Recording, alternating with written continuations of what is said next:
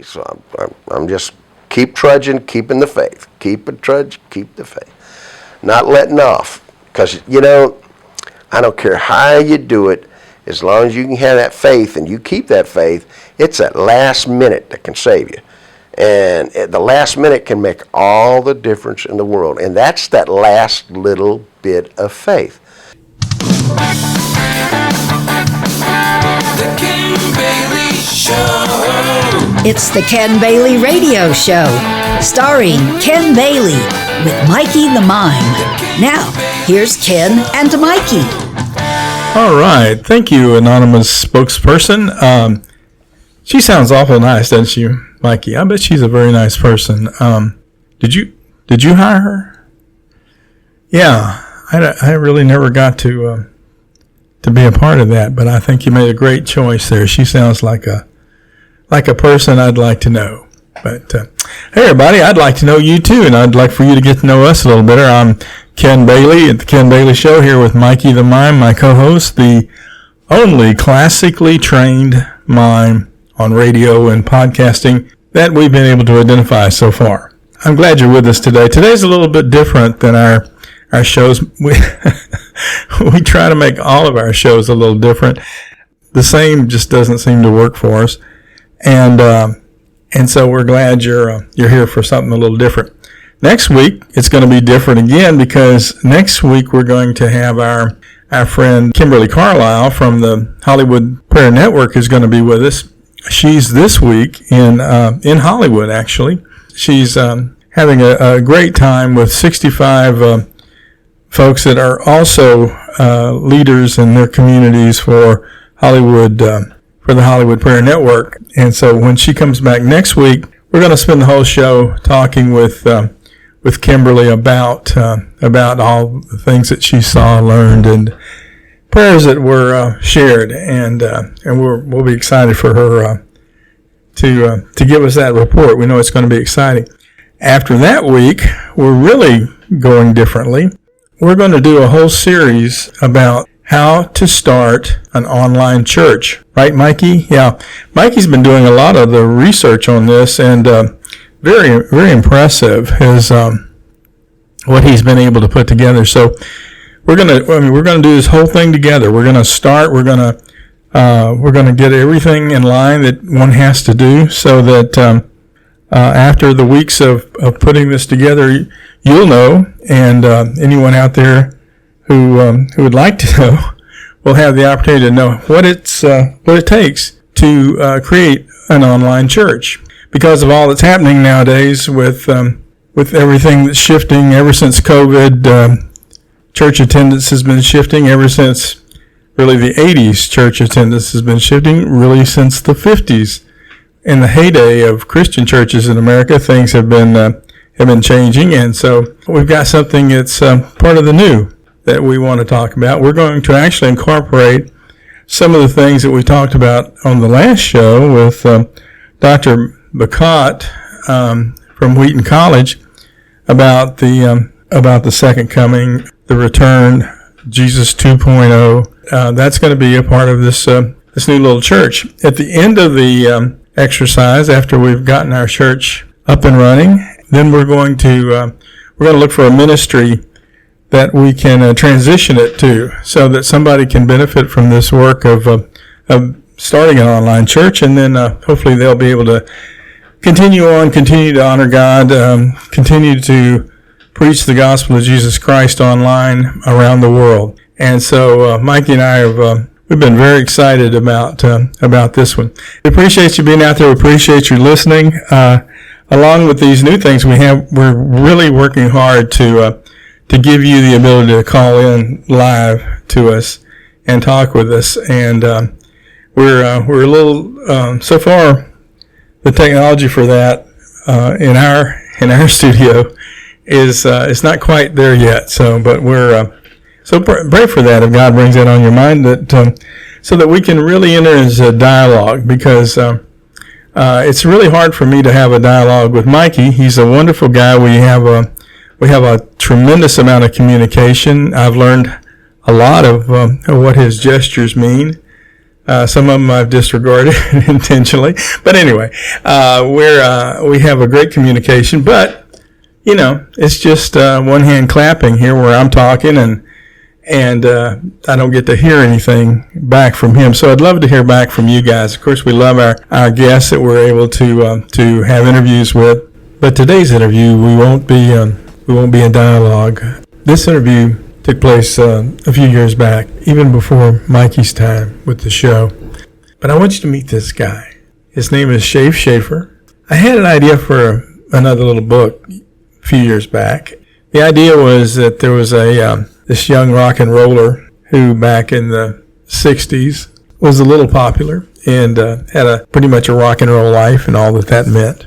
And in my story, he gets saved later in life and decides to go back and rewrite the lyrics to his early successes, except that now God would be a part of those new lyrics.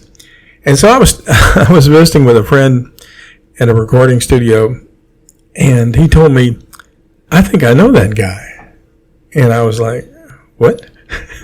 This is just a fiction. This is just something in my mind. No, I think I really know this guy. He said, that's his story. And he said, I really want to get you two guys together. So he gave the guy my number, and the guy called me, and he was right. We had lunch, and I couldn't believe it. The story was almost exactly what I was thinking. So Shafe and I got to spend some really quality time together, and I recorded some of that time together and adding some of his new music, and it came out to be something I called New Lyrics for an Old Love Song with Shafe Schaefer. So here's some of that recording of me talking to Shafe. I hope you enjoy it.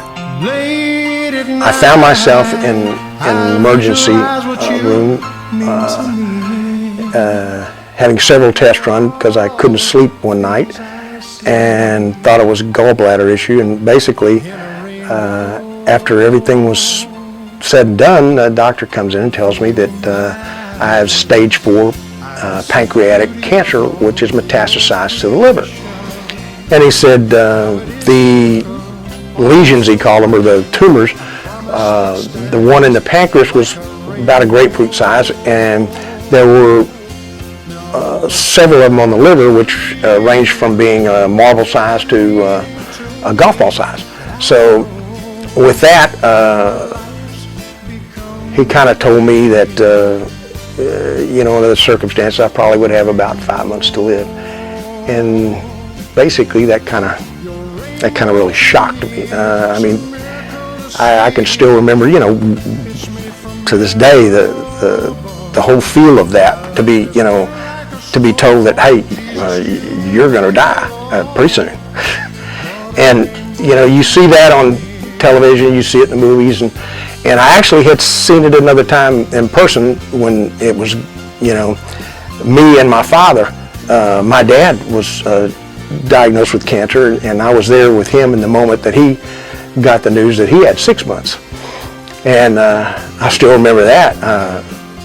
You wonder how you going to take that when it happened, and you basically, I tried to take it like my dad did, I know he was trying to be strong, for me. Lord, you read my thoughts, and you know that they are all of you. Everything I think and say and do just leads me to such a rainbow. It's hard to believe that love can be pure as gold, but it's so while I live my life beneath your heavenly rainbow. I just remember feeling like I had, was going to die, completely just going to die, because I just felt like I could not live without him. I didn't know what I would do without him, and the only thing I could think of is, well, please God, don't take him away. I'm not ready. I mean, I'm not ready. I can't do it. I just can't let him go. I begged and pleaded and prayed. And I just was scared to death, really. What am I going to do? He was going downhill pretty good.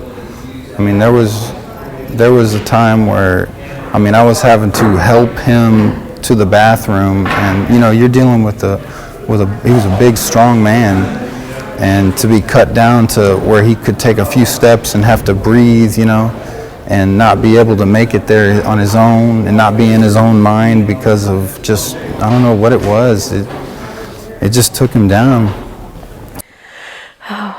And I wanted more time, and you're sorry for things that maybe you didn't get to do, or maybe you start seeing things so differently. I know he went to God. He went to God, and I went to God, and nobody knew the answer. We were trying to figure it out. I don't think he knows how much he's inspired me. This whole thing, this whole journey has just been incredible. And there's no way it would take me, 3 hours to tell you what I'm thankful for, just from this alone. And I remember being in the hospital, and, him being so weak with some of the strength that he had when he was up and alert, some of the strength that he had, he'd use every bit of it to pick up a pen and start to write. You know what I mean? And some of the stuff that I was reading, when he passed back out, I was like, wow. I was like, this is a great thing. And I didn't know exactly then what it was, but what it was he had already made that decision, and he had already got with God on it, and that was him writing on the first album. When you're going through a dark place and you just can't find your way, and it seems like the end of your road,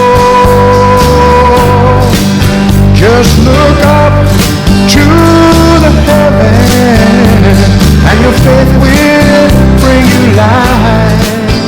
Everybody says there's no atheist in the foxhole. Well, this is kind of like my situation. I'm not an atheist and never was, but here I was in that foxhole, and I was reaching out.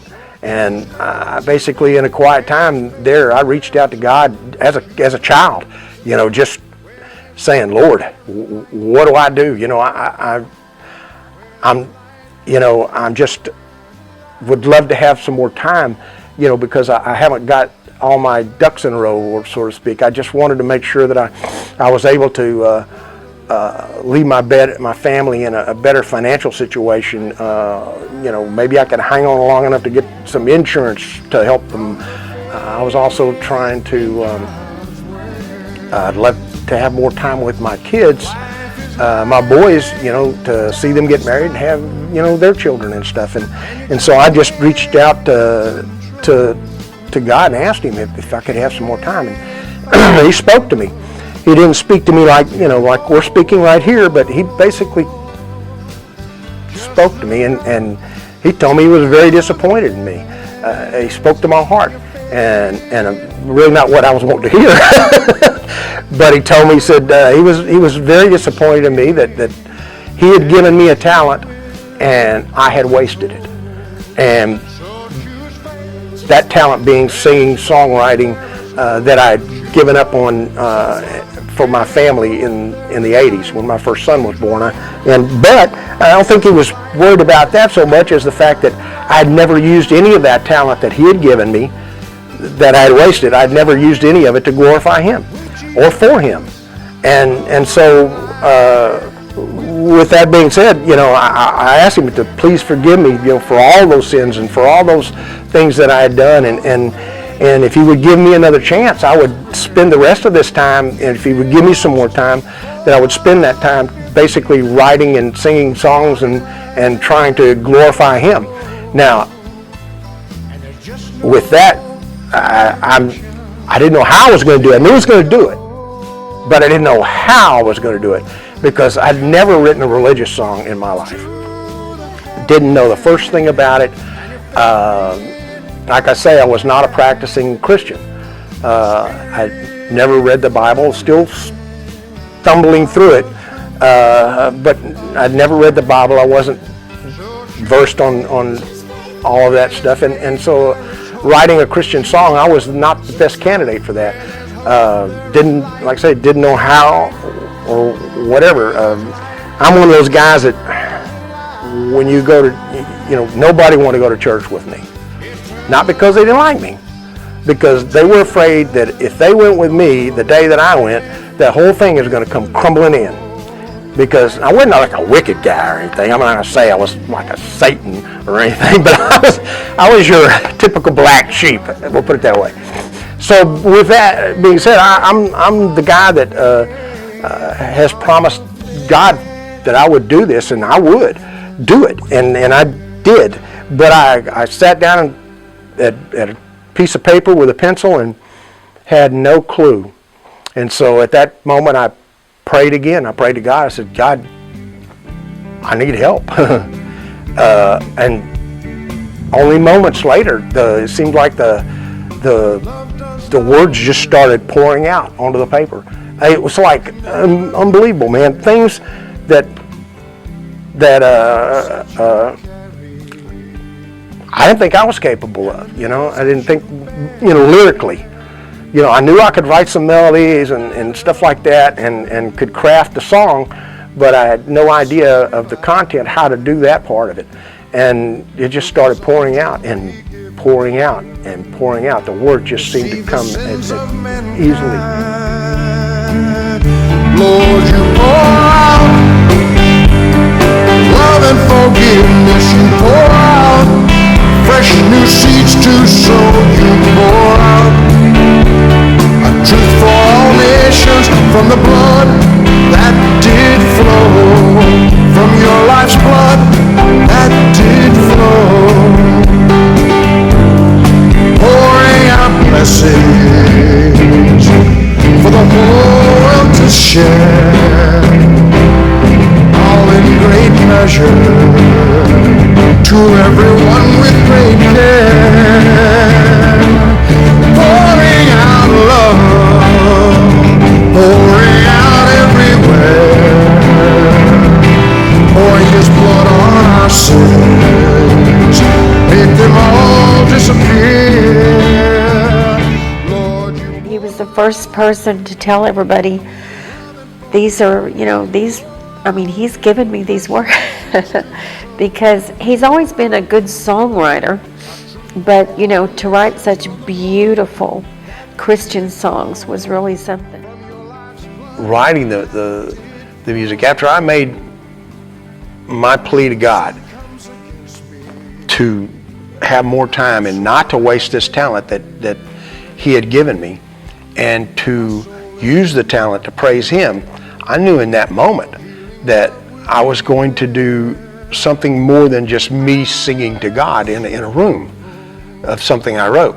I knew that I was going to share it with as many people as I possibly could. That was my goal, and that was my crusade, in other words, and to spread as many seeds as I possibly could with this gift in honoring God.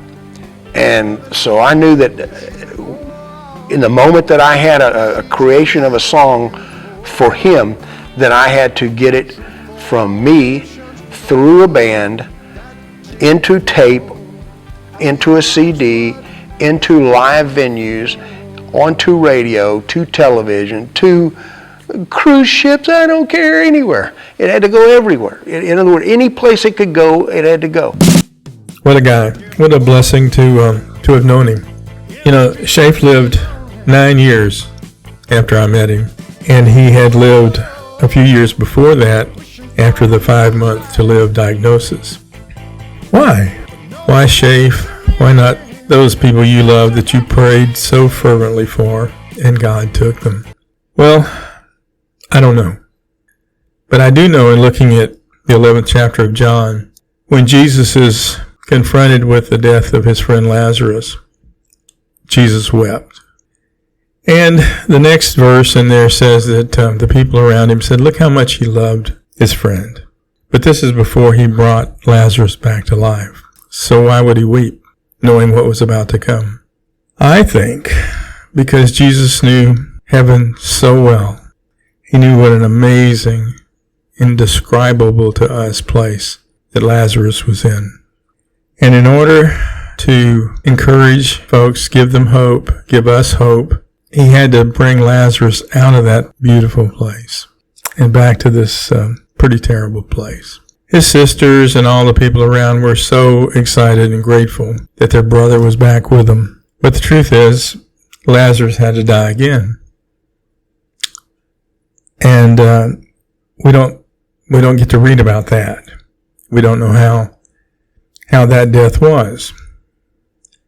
But we do know at that point he joined his friend, his Savior Jesus in heaven. And together they got to experience that amazing, amazing place. So my friend Shafe is in that amazing place because of the amazing grace of God. And I'm thankful for that. I join him in hoping that he planted a seed with some folks with his music. Somebody was moved to move a little closer to Jesus. I know that makes him happy, and it makes me happy. And I'm happy you were here with us today on the show. I hope you find hope in this story. I'm happy that I'm going through this with my buddy Mikey, and that we can share lots of stories. A lot of them are hopeful. Some are silly, right, Mikey?